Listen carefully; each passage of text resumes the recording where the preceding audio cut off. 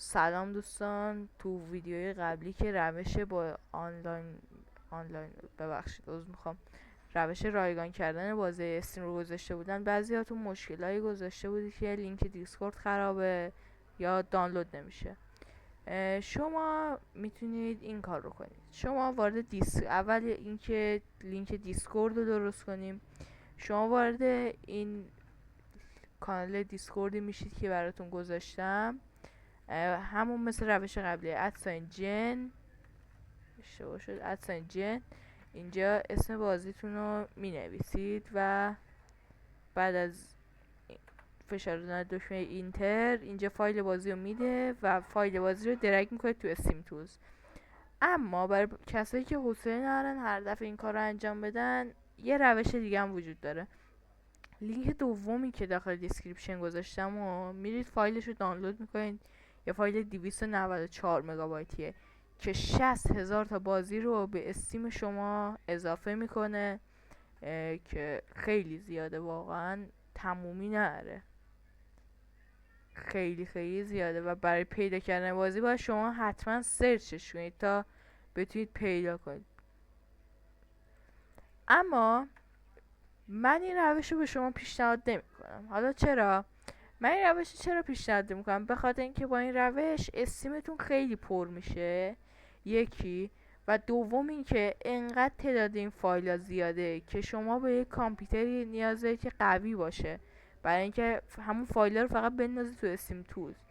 و پیشنهاد من اینه که تکی تکی بازی که میخواید افزوده کنید به استیمتون، چون الان خیلی واقعا بازی زیادی هستش که من اصلا به بعضیشون اصلا نیازی ندارم، اما تو استیم من هست که من این روش رو پیشنهاد نمی کنم و به نظر من این روش آسون تره. حالا راجع به سوال دوم که بازی استیم چرا دانلود نمیشه، من راجع به این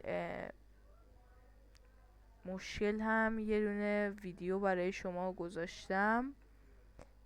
اینجا براتون گذاشتم که حل ارور نو اینترنت کانکشن که برای شما دانلود نمیشه چرا بازی که میخواستید. اینجا دو تا راه داره، یا اینکه برای شما مشکل اینه که موقع دانلود مینویسه خرید همون پرچس، یا دومی اینه که اصلا بازی نیست برای شما، و سومی هم اینه که وقتی میزنید دانلود برای شما بازی رو قطع میکنه. این روشی که الان من ویدیوشو اینجا ساختم فقط برای زمانیه که استیم دانلود رو برای شما قطع میکنه و ارور نو اینترنت کانکشن میده به شما. این روش برای شما انجام میشه، اما اون گزینه‌های دیگه، مشکلات دیگه که برای شما اینجا مینویسه خرید یا اینکه اصلا بازی نیستش برای شما برای این کار کافیه فقط یکی از بازیایی که قبلا دارم، مثلا این الان فایل رپوه، فایل زیپ رپوه، همینو مثلا نگاه میکنید میبینید بازیتون نیستش اینجا و تعجب میکنید. شما دوباره میایید فقط یکی از فایل های بازی ها رو یکیشو درگ میکنید داخل استیم تولز. بعد درگ تمام بازی استیم برای شما برمیگرده.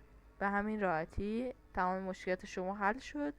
اگه مشکلی دیگه هم داشتید داخل کامنت ها از من بپرسید. خدا نگهدار.